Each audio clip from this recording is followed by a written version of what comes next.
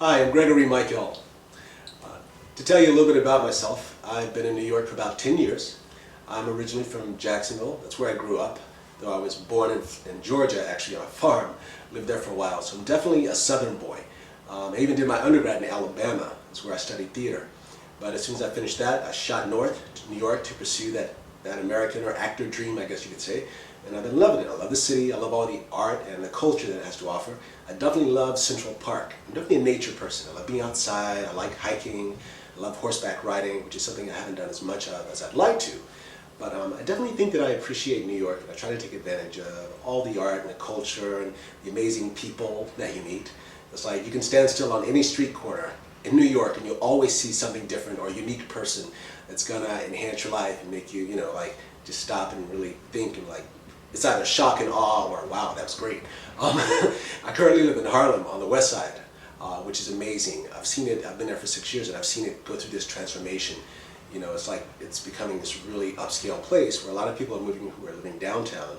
Before 9/11, I've seen them migrate up north because there's so much history there still that's amazing. And it's sort of bad because I haven't explored it as much as I should, but I learned to appreciate the culture that's there. The building, the apartment building that I live in, was founded and built by a famous actress. I can't remember her name, but it's just like you walk around on any street corner. You walk down Amsterdam, go around City College, Frederick Douglass buildings. It's really amazing. Adam Clayton Powell Boulevard. There's some beautiful homes over there. It's just amazing. And the renovations that they're doing to restore the old brownstones and so forth. It really makes me appreciate having lived there for so long. And as an actor, it definitely informs you with all the culture and the different cuisines and the food. I've been exploring Cuban food and stuff like that I probably wouldn't have explored as much when I was down south. So it definitely makes you grow as a person and makes you more resourceful as a person, not just as an artist or an actor, but I think New York it'll definitely enrich your life as a person. I'm so different than when I came here, for better I would say. It's definitely given me more than it's taken away.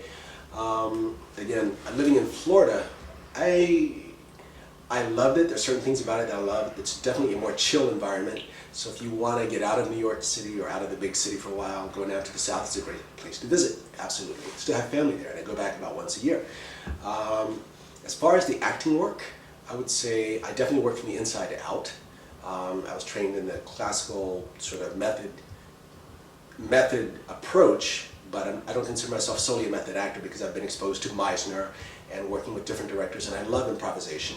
I love doing it whenever I can, and I'm one of those actors that I like to create a toolbox so I can pull stuff out from different resources appropriate for the occasion, for working on TV or working in film or in theater, of course. They all require a different medium or a different approach to that medium. Stage, definitely more of the actor's medium in that you have a little more input, but working on camera, I've learned that it's definitely slightly more technical, and the director is definitely, you have to learn to be able to interpret what he needs and be able to pull all those tools out of you to give him what he needs.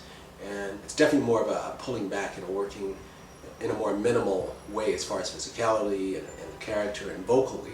It's definitely something that it's taken me a while to learn, but I found that I'm sort of getting there, and I really appreciate the medium as well, even though I came from a traditional theater background. Travel. The last place I went most recently was Montreal, which is fantastic. Did a weekend getaway. It was absolutely amazing. It's sort of like a mini New York. It's very cosmopolitan, very cultured. I missed the Jazz Fest, but I'm looking forward to going back next year.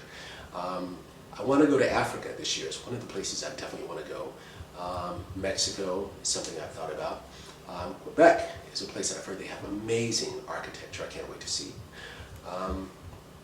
Other things that I do, I'm very visual. I'm a very visual person, so everything I do, when I'm writing, I visualize what I'm writing, whether it's scripts or stage or poetry even. I'm very visually oriented. So, for example, I love Ansel Adams' work. I love black and white photography. It took about 2 years of that actually, and it's just a medium that I really appreciate. When I'm painting, I love abstract. I work in pastels, watercolors, but it's more of a hobby. I do it, it's more therapeutic because it's one of those very sedate things that you can do and just sort of forget anything else that's going on outside. It's just you, the paint, the canvas, and your imagination. So I think, and that's one thing about New York, it just enhances that. No matter where you go, there's always something to stimulate your imagination. So painting is sort of my outlet. And then poetry, I've been writing since I was about 15 actually. So I've recently been putting together a compilation of all of the poetry that I've been writing. and I'm really having fun with it. You can see a growth or an evolution in your work and your imagination as you mature on how you interpret the world around you, and things on a larger scale. So that's what my poetry sort of represents. I guess it's this sort of a montage of what I've experienced, for better or worse, growing up. So it's sort of a tribute to your imagination, the word, spoken word. Never did the poetry jam. That's something I've been thinking more and more about doing, is to go and participate in poetry slams and sort of get in on that circuit. Even though I'm an actor, I've learned that the fuller your life is, the more you're going to have to bring to your work. And I guess it's where the hobbies like the poetry and the painting come into it.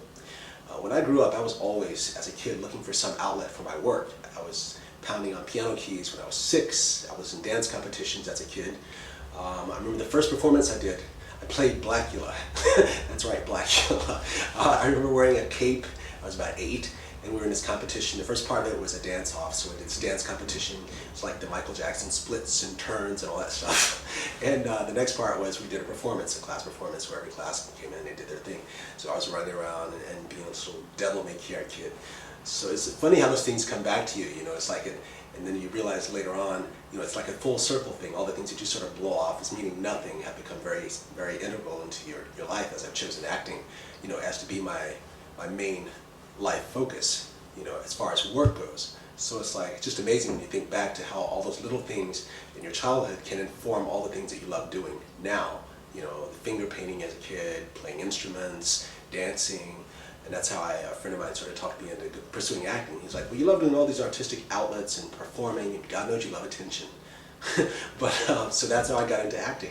So, that's a little bit about me, Gregory Mikell.